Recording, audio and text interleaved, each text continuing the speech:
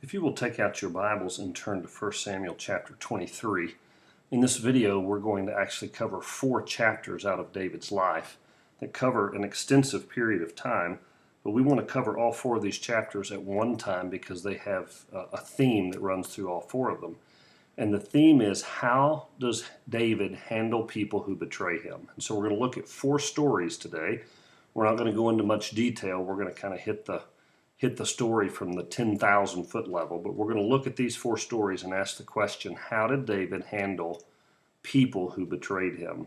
And then at the end we'll come back with some application and talk about how we're to handle people who betray us as we learn from these stories. So there's 4 stories. The first one is in chapter 23, and this is a story about the townspeople in the town of Keilah. So let's begin reading there. It says, one day news came to David that the Philistines were at Keilah stealing grain from the threshing floors. David asked the Lord, should I go and attack them? Yes, go and save Keilah, the Lord told him. But David's men said, we're afraid even here in Judah. We certainly don't want to go to Keilah to fight the whole Philistine army. So David asked the Lord again, and again the Lord replied, go down to Keilah, for I will help you conquer the Philistines. So David, of course, is running as a fugitive from Saul, and he now has 600 men that he is leading and their families. And so they've probably got 5,000 or 6,000 people now that David is responsible for. And so he's amassed quite a following.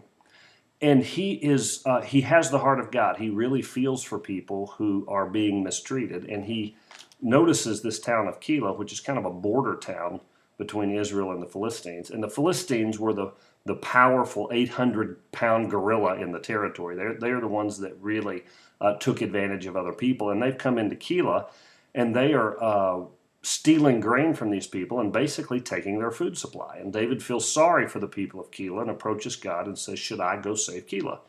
And God says, yes. But his men don't want to go with him because they say, wait a minute, we're having a hard enough time running for our lives here in Israel. But as soon as we go over and fight the Philistine army, we'll be defeated for sure. There's only 600 of us. And so David said, well, I'll consult the Lord again. And God says, I will be with you. I will take care of this. And so they go, and that's exactly what happens. They defeat the Philistine army, they run away, and they save the town.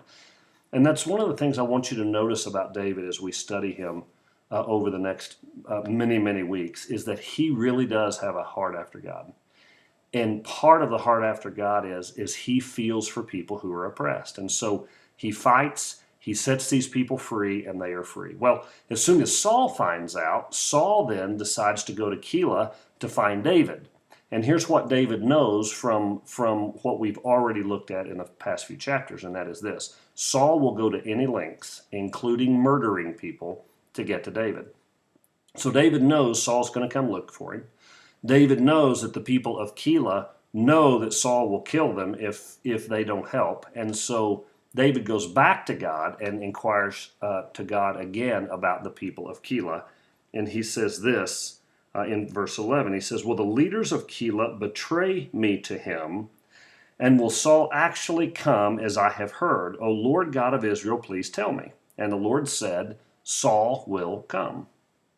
And again David asked, will the leaders of Keilah betray me and my men to Saul? And the Lord replied, yes, they will betray you. So the first betrayal is here in chapter 23. And it's a betrayal of an entire village against the man who saved them. And you would think after David comes in and saves them from the Philistines who are stealing their food supply, they would be appreciative and stand up for David. But they're scared of Saul. And so they back down, they betray David, and David has to deal with that. Now, we don't see exactly in this scripture how he deals with it because he immediately has to go on the run. And so David begins running again and runs up into the mountains. So chapter 24 is the next betrayal. Beginning in verse 1, after Saul returned from fighting the Philistines, he was told that David had gone into the wilderness of En-Gedi. So Saul chose 3,000 elite troops from all Israel and went to search for David and his men near the rocks of the wild goats. At the place where the road passes some sheepfolds, Saul went into a cave to relieve himself. But as it happened, David and his men were hiding further back in that very cave. Now, there's no reason for us to think that this is David and all 600 of his men and all of their families. They have probably settled somewhere, and now David and a few of his men have gone running from Saul, and so Saul is chasing them into this cave. Now's your opportunity, David's men whispered to him. Today the Lord is telling you, I will certainly put your enemy into your power to do with as you wish. So David crept forward and cut off a piece of the hem of Saul's robe. Now I want you to notice David's men and their attitude toward Saul. They say, hey, this is a setup by God. God has delivered Saul into your hands, David. David, here is your chance. You're going to become king. The running is over. Being a fugitive is over. Living off the land is over. You are now going to become the leader of Israel. All you need to do is go in there, and while Saul is using the restroom, go ahead and murder him. Kill him. The king is out of the way. The run is over, and you can now be king. And what I want you to notice about this is, it is very natural in the flesh for us to get revenge and to settle any sort of hurt with someone else by hurting them back.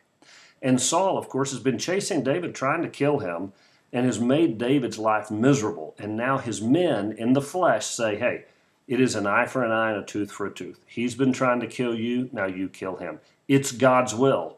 And what's interesting is when it comes to revenge, when it comes to avenging those who have hurt us, even our spiritual friends, even a lot of people in the church will come to us and encourage us to get vengeance because it is so much of the flesh of what we want to do as people. And so that's the advice he's getting even from his best friends here. But then David's conscience began bothering him because he had cut Saul's robe.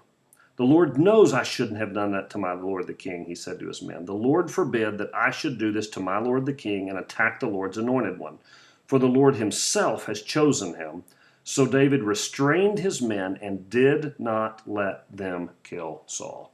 And so David, he knows the word of God, and he knows the nature of God, and he knows that when God has put a man into authority, when God has made a man a king, that it is not David's job to take that man out from being king. And it doesn't matter that he's trying to be killed. It doesn't matter what his flesh desires. It doesn't matter how bad he wants Saul out of the way. And even if it's God's will for Saul to be out of the way, David says, I'm not the man appointed by God to take out the Lord's anointed. When the Lord's ready to take out the Lord's anointed Saul, he will take him out. But it's not going to be at my hands because I'm the king in waiting.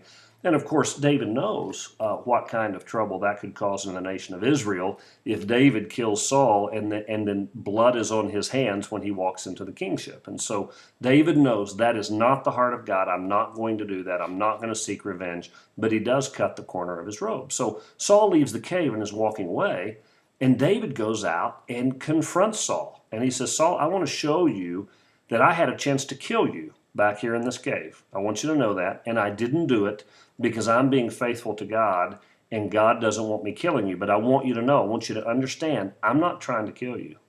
And you keep saying that I'm trying to kill you, and so you're trying to kill me, but it's not true. I have done nothing except honor you. I am in your service, and you are doing this, and this is on your hands, not on my hands, because I am doing things God's way.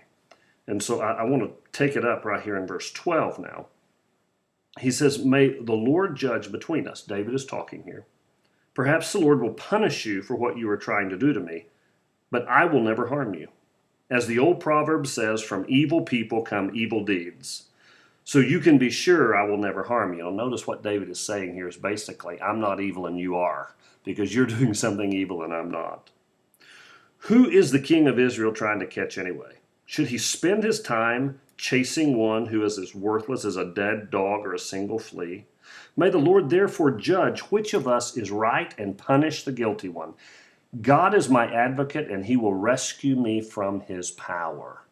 So you hear David here saying, look, you and I, we're a lot alike, but I want to tell you the difference. I'm not going to try to kill you, and I'm not going to kill you. And the Lord's going to judge between us. You're trying to get me, the Lord's going to judge that.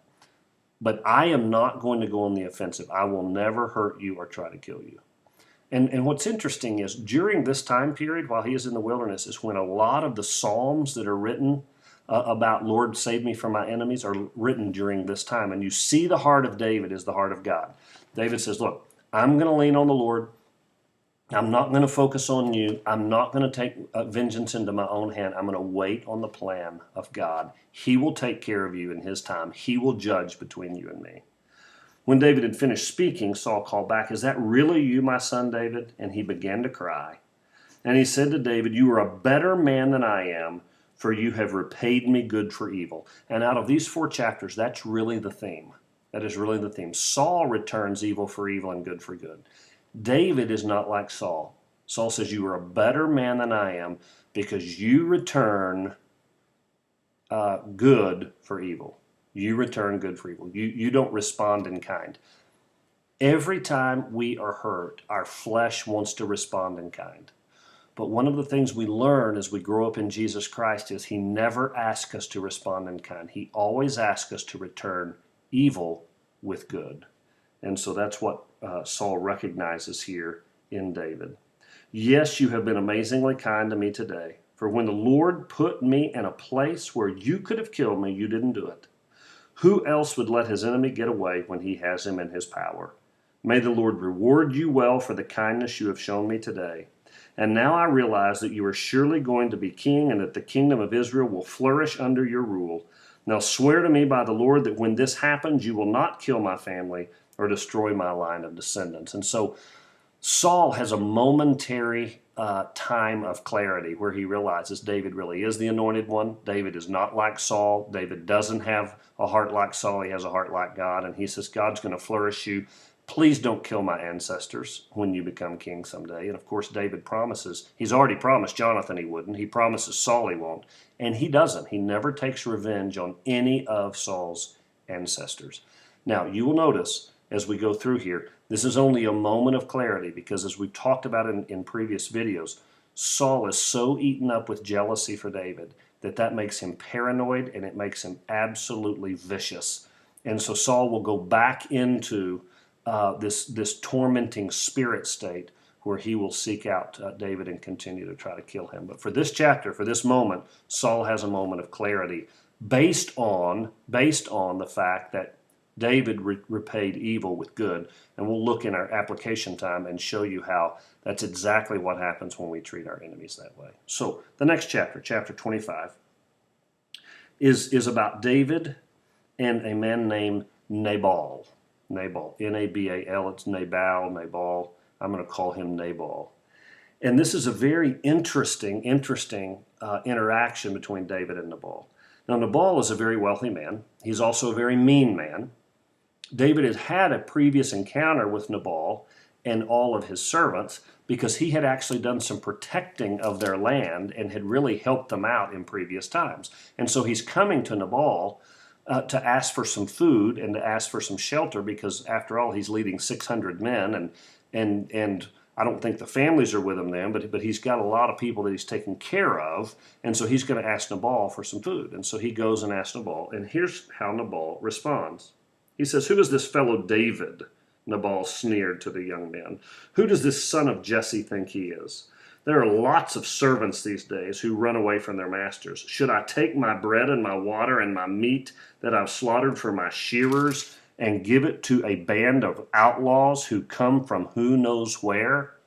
So Nabal is a very vicious, angry man. And he says, "I'm absolutely not going to help David because David's an outlaw. He's running from Saul, and I'm siding with Saul, and I'm not going to help David." Now, Nabal is married to what the Bible calls a very beautiful and intelligent woman named Abigail. And when David finds out the answer from Nabal, David gets very angry, and now he has a moment in the flesh where what David wants to do is return evil for evil.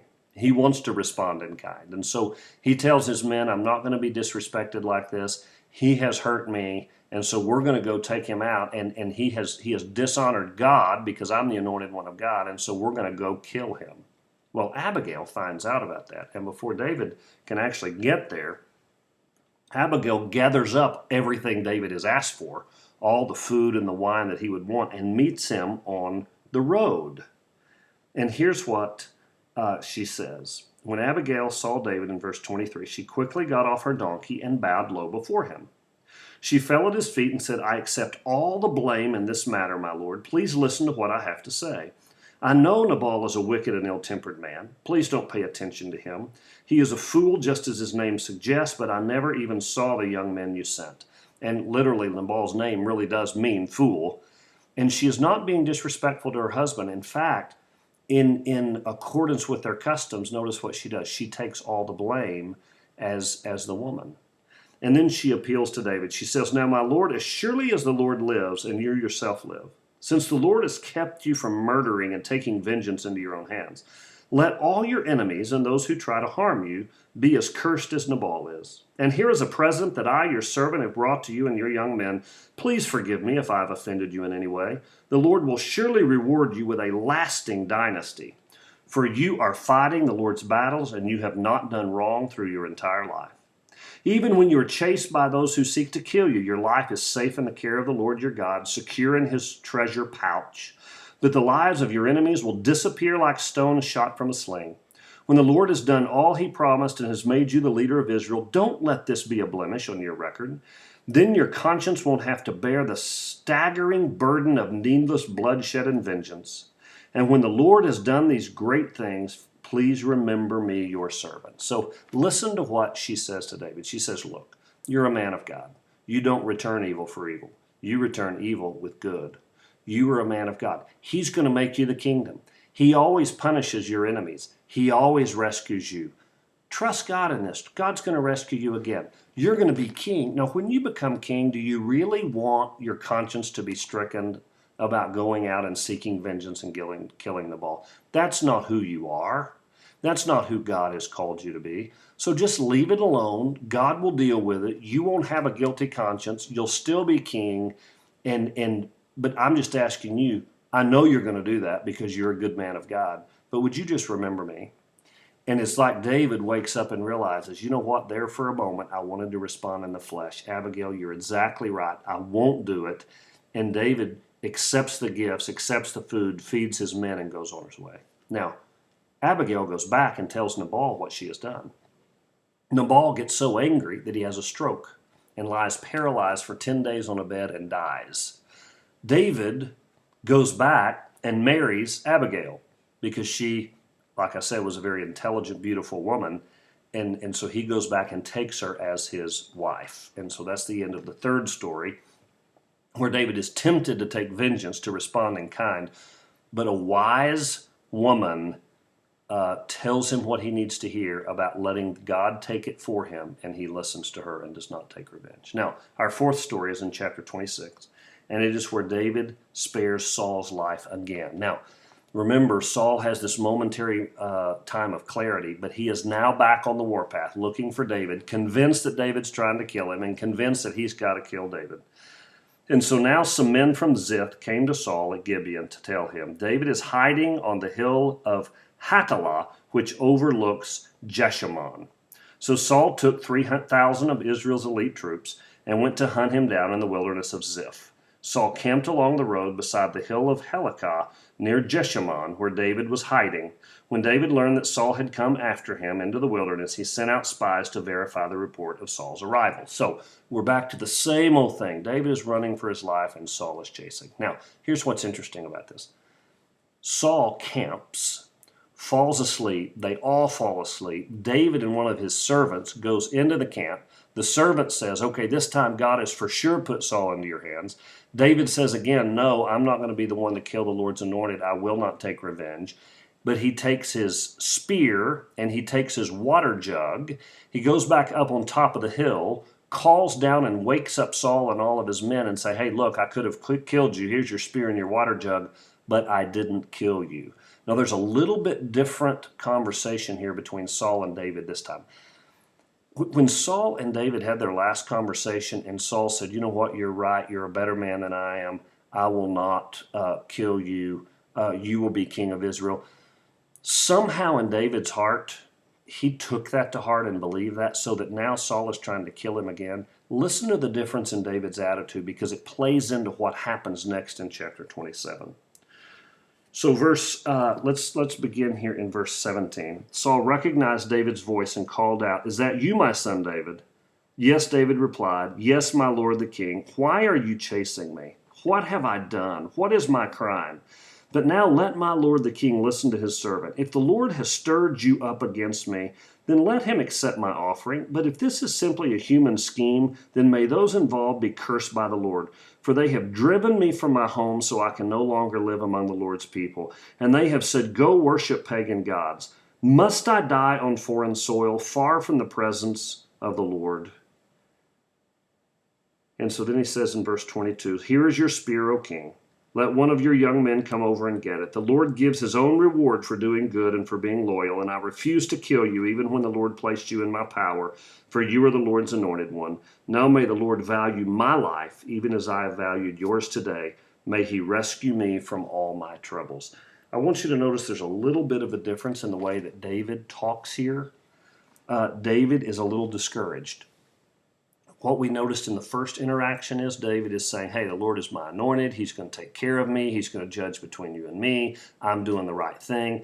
This time, it's like David realizes Saul's never going to give up. He's just never going to give up. Saul promised me that he heard my heart and wouldn't, and now he's after me again. And so David is sad this time and forlorn and saying, are you just going to make me spend the rest of my life on foreign soil away from God's people?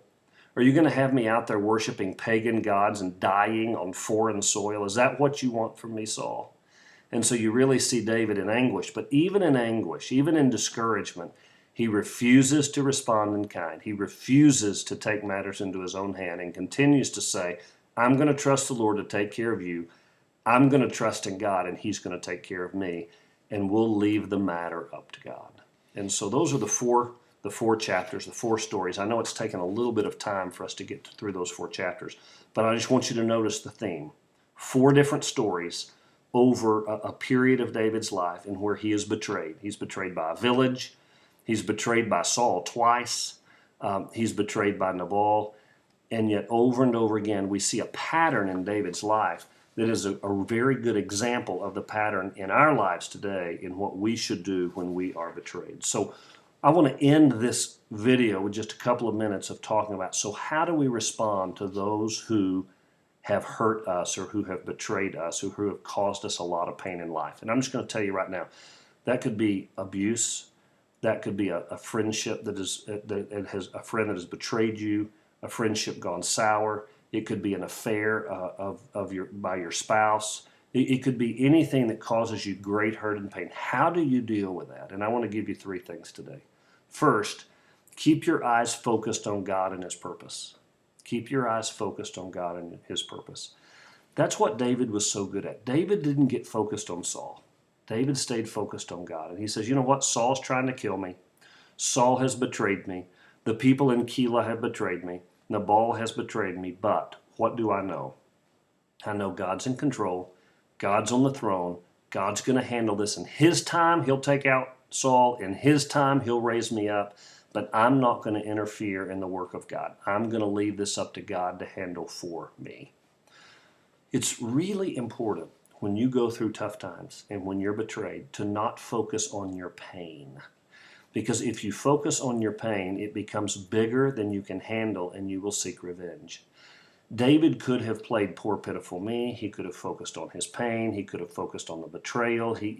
But he didn't do that. He kept looking up to God. And when you are betrayed, the first thing you have to do is you have to stop looking at your pain, not let it turn into a pity party. Don't play the victim, and immediately exercise your faith and go to the Lord and say, okay, God, this is unfair. I don't like where I am, but I don't want to seek revenge. So help me to see this from your perspective and give that over to God.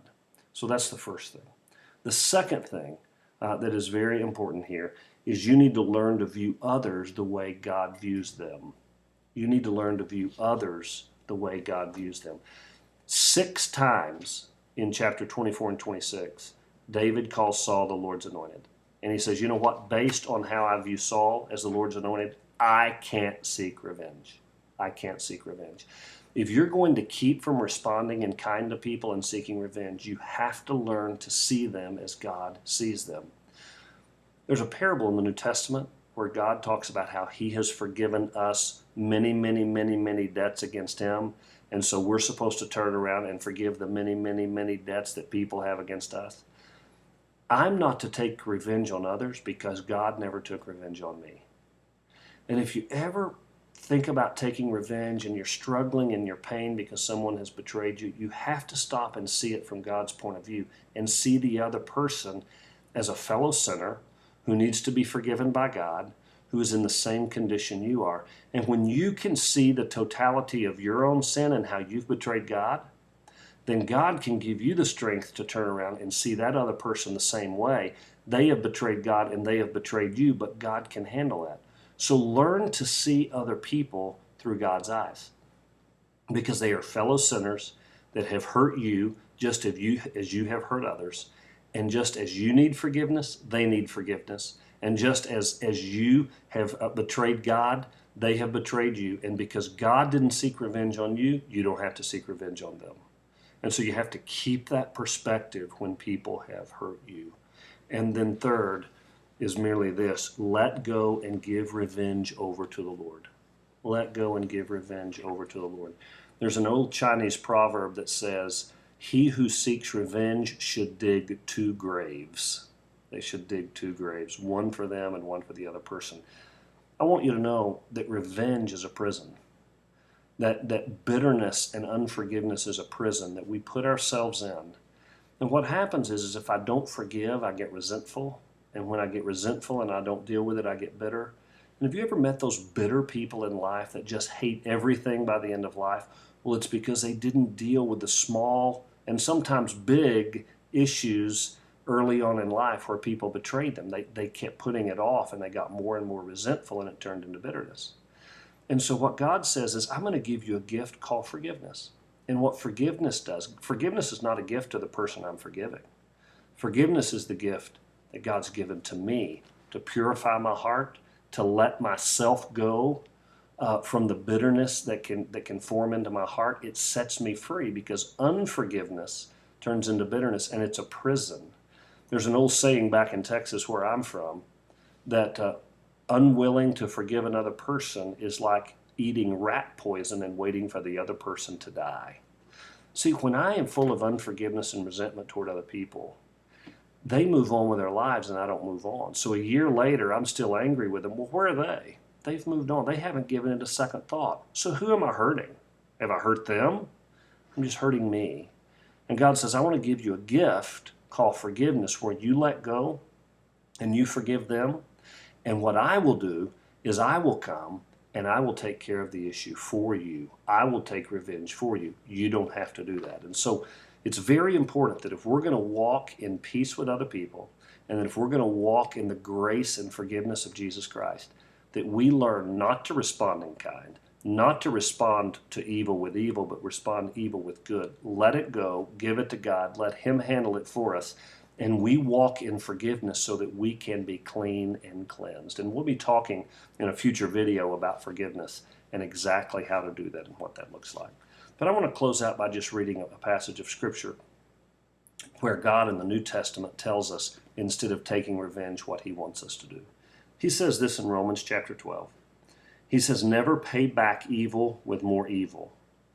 Do things in such a way that everyone can see you are honorable. So see, he says, dishonorable people do evil for evil. That's how worldly people act. You rise above it, and you respond evil for good. Be honorable. Do all that you can do to live in peace with everyone.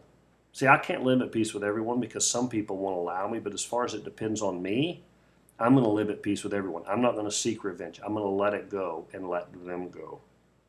Dear friends, never take revenge. Leave that to the righteous anger of God, for the Scriptures say, I will take revenge. I will pay them back, says the Lord. Instead, if your enemies are hungry, feed them, and if they're thirsty, give them something to drink. In doing this, you will heap burning coals of shame upon their heads. Now remember when the first time David spoke to Saul, and Saul was struck and began to cry and said, I am so sorry, you're a better man than I am. You have responded to my evil with good. That was heaping bitter coals upon their head. If you really, really want to see someone who has hurt you suffer, then treat them with kindness. Treat them with grace, and it will eat their souls alive. It will burn in their consciences. You may not ever see it. You may not ever know it because they probably hate you so much they're not going to show it. but inside it will eat them up. It will, as God says, it will put burning coals on their head. It will absolutely drive them crazy. And guess what? When that happens, God then can come in and begin to work in them to change them, so that maybe there's a peace in the relationship, or maybe God can reach them for Him because we refuse to take revenge. See, when we take revenge, we're just like the world. We're just like everyone else that responds in the flesh. But when I return evil with good, it gives God a chance to work and to change that person's heart. And if nothing else, my kindness back to them is going to be heaping burning coals, and is really, really going to usher in God being able to provide justice on my behalf. And so finally, Paul ends by saying this: don't let evil conquer you, but you conquer evil, listen to this, by doing good.